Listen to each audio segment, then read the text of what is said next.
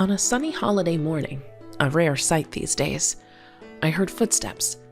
Entering the living room were Kevin and Elizabeth. They came in with loads of baggage, breathing heavily, but upon seeing me, they put on sarcastic smiles and dropped a bombshell.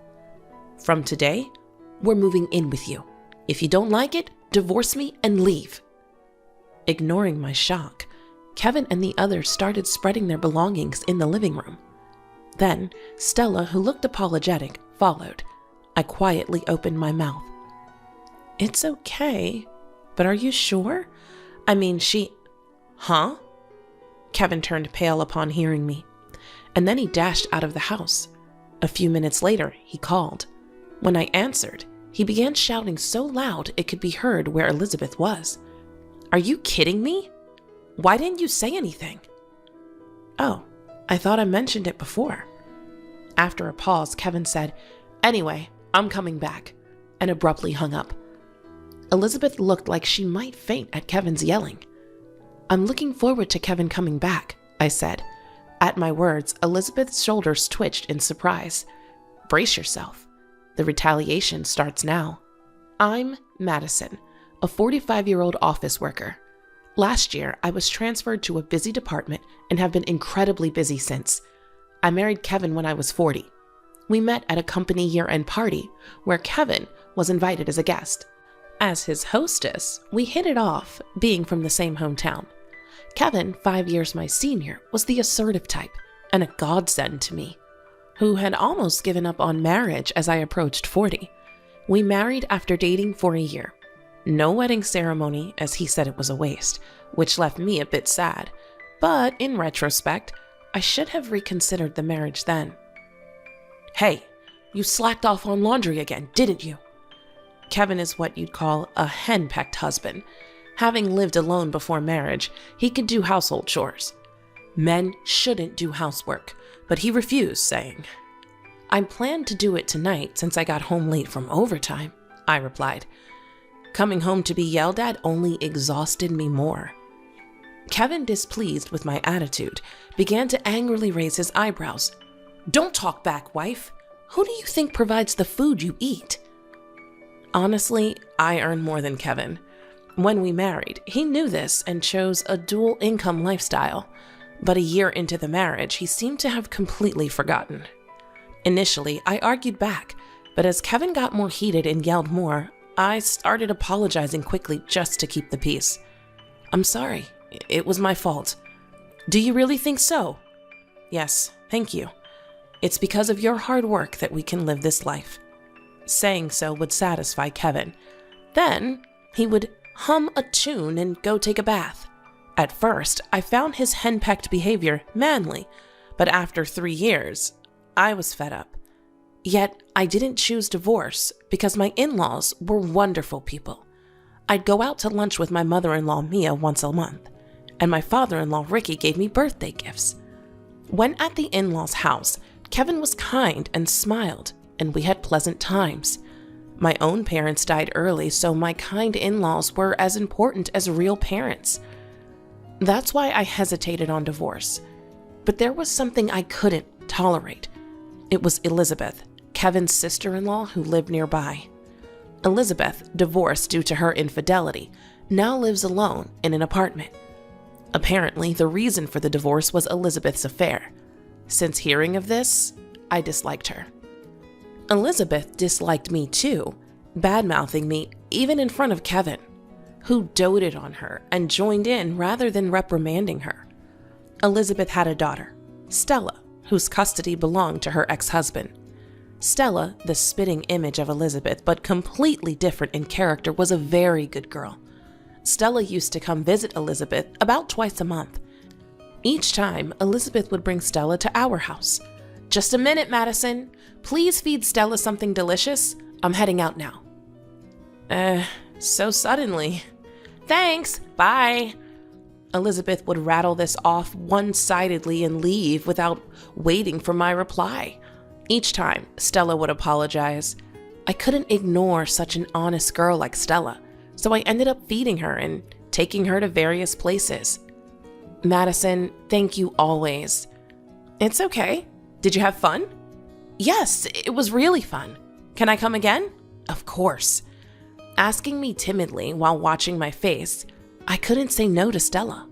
Plus, I didn't have children of my own, so I found Stella endearing.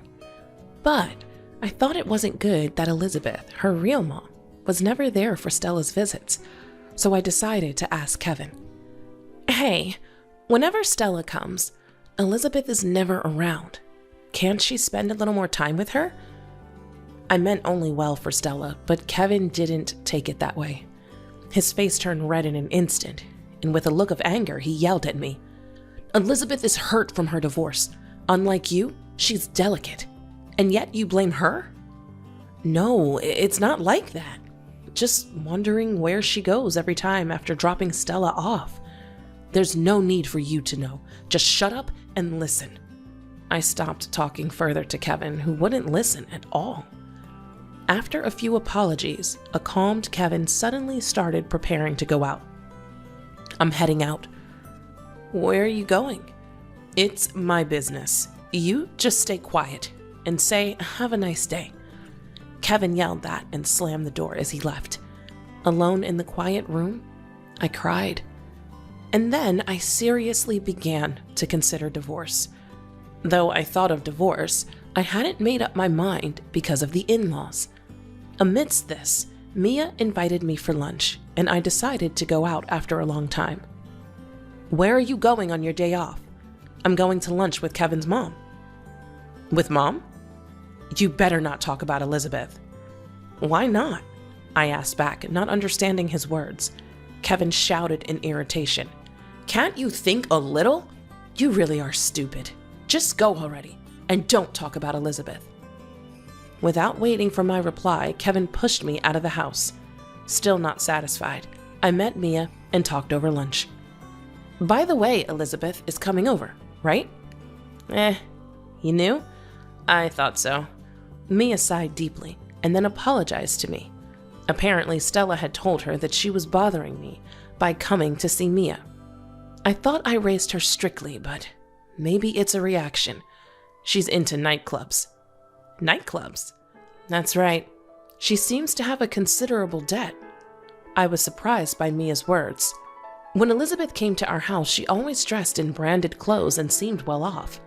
When I told Mia this, she looked even more troubled. That child. We've cut ties with her. So, Madison, you should too. Kevin's probably spoiling Elizabeth, right? Mia said that when Elizabeth's affair came to light, Kevin kept blaming the ex-husband until the end. He even paid off her debts once, I learned.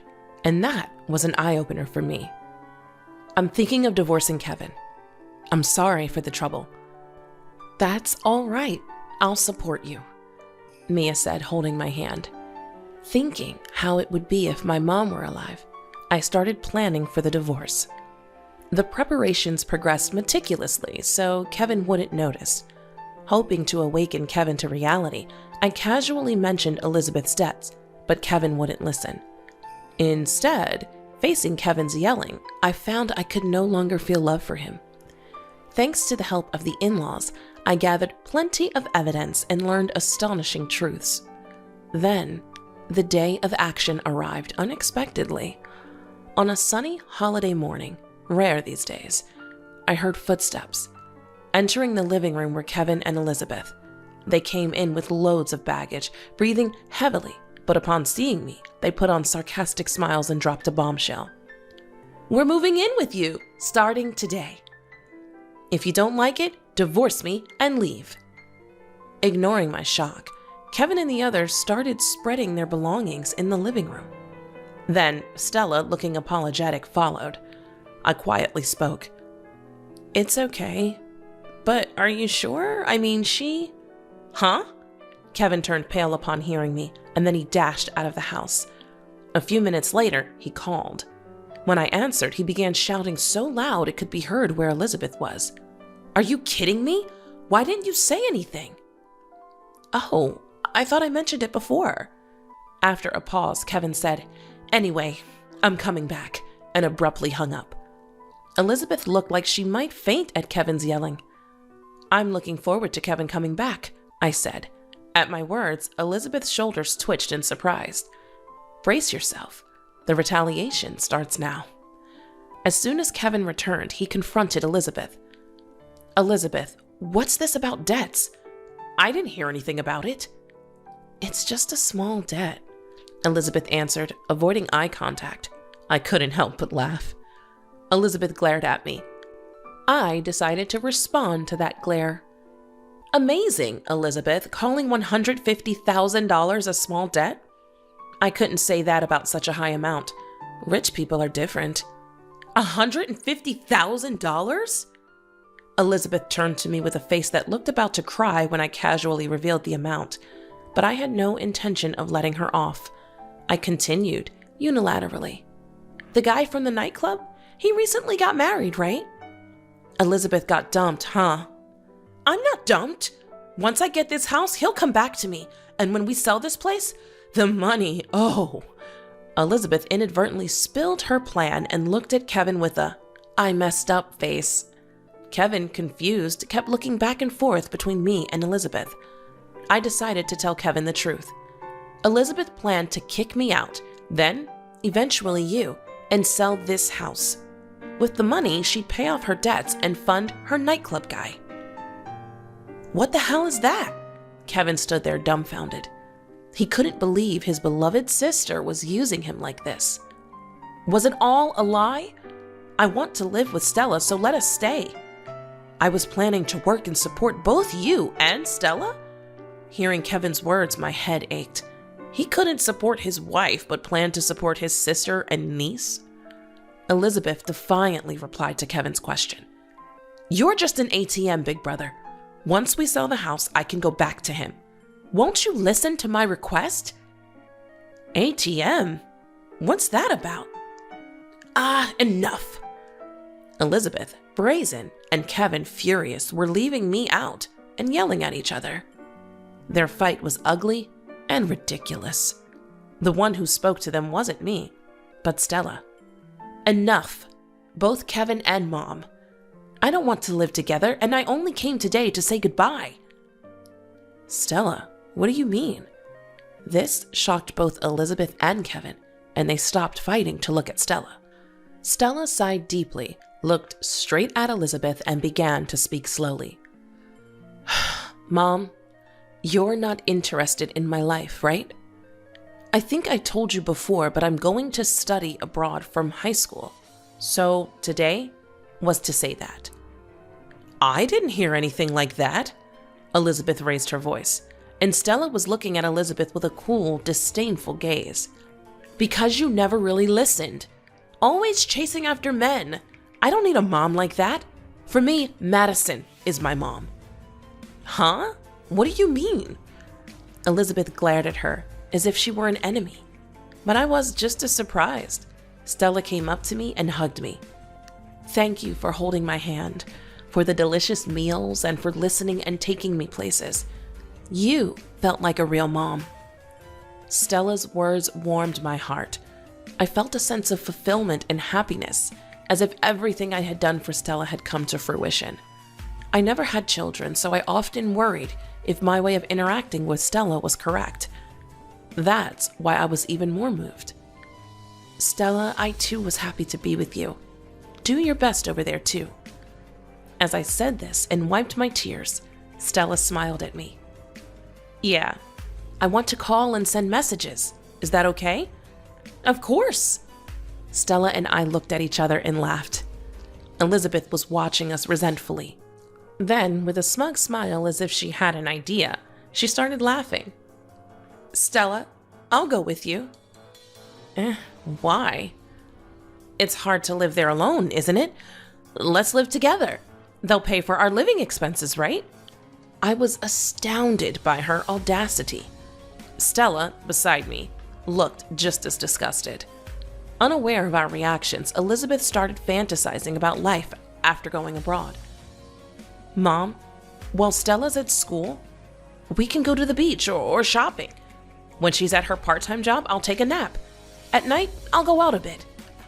Elizabeth talked only about leisure with no mention of work. Stella looked at her with contempt, suddenly burst into laughter. What's so funny? It's hilarious. Why would I want to live with you? Besides, I'm going to be in a dormitory, so you can't come. Elizabeth's face turned red with anger, but Stella didn't stop there. Just as Elizabeth was about to lash out at Stella, an interruption came. Enough already! Dad? Ricky suddenly appeared in the living room, surprising Elizabeth. Beside him was Mia, her eyebrows raised in anger.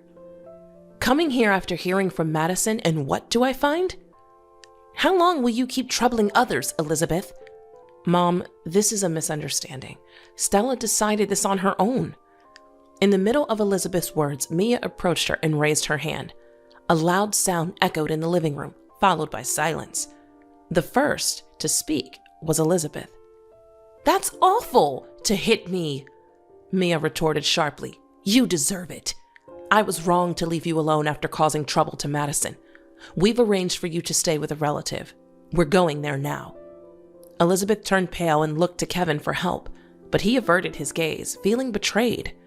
Left isolated and despairing, Elizabeth was led out of our house by Ricky. Hey, I'm sorry. I should have listened to Madison more. I'll listen from now on. What a naive thought, Mia retorted to Kevin's casual words. To the surprised Kevin, Mia continued emotionlessly. I told you before not to involve yourself with Elizabeth, even more so if you're married, but you didn't listen. Now the only choice is divorce.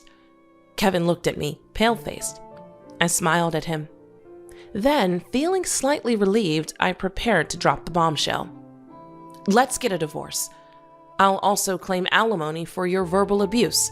And let's see, maybe for infidelity too. Infidelity? What are you talking about? Kevin stumbled over his words, trying to feign ignorance. I felt pathetic for once, thinking such a man was reliable. I pulled out several photos from my bag. You recognize this woman, don't you? Did you take secret photos? If someone's doing something they shouldn't, isn't it their fault? Kevin, seemingly out of excuses, just stayed silent, looking frustrated. I laid out the documents and had him sign them. After everything was finalized, I spoke to Kevin with a smile. Thank you for everything. Though I made more money, did all the housework, and handled everything else, it was me who took care of everything. So take care. Don't forget the payments. Kevin had nothing more to say to my words.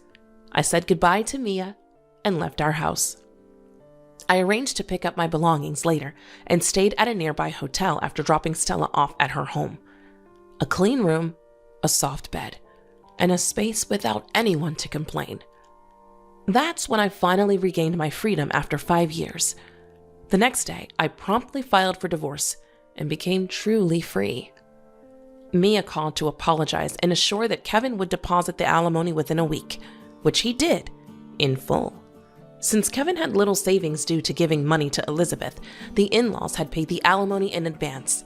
Regarding this, they'll get Kevin to repay it in full, so don't worry, they told me.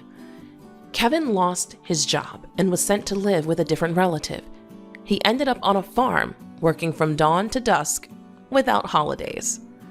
Escape was impossible without a car, and the mountain roads were too much for Kevin, who had never driven them. I thought it was tough, but didn't feel sorry for him. Kevin's affair partner was a club girl who only saw him as a paying customer. She didn't even know he was married and apologized when I met her. She even returned the branded bags Kevin had given her, which I sold and used the money for lunches with Stella. Elizabeth was sent to live with relatives near the sea, working from sunrise every day. Her once well-maintained hair and nails were now completely ruined. Apparently, she had fallen behind on child support payments for Stella, and the relatives had covered it, so now she worked unpaid. I could only hope she might change her ways. Stella, meanwhile, successfully went abroad and now lives in an overseas dormitory. She's gotten close to a girl she shares a room with, and I receive messages about their daily adventures. She's planning to bring her friend during a long break, and I've agreed to host them for sightseeing. As for me, my days are still busy, But without the marriage, my chores are halved. And there's no one to complain. It's a different kind of busy, much more fulfilling. When I dropped Stella off, I met her dad, Elizabeth's ex-husband, for the first time. A nice guy. We exchanged contacts. As we kept in touch about Stella, we started going out together. I found peace just being with him, something I never had with Kevin. Even I am a bit surprised by these feelings. Stella is thrilled about me seeing him. On a video call recently, "When are you getting remarried?" she asked. I'm not thinking about it yet, but if he feels the same, maybe someday. To me, Stella is like a true daughter, and she feels the same about me. Becoming a real family would make me incredibly happy.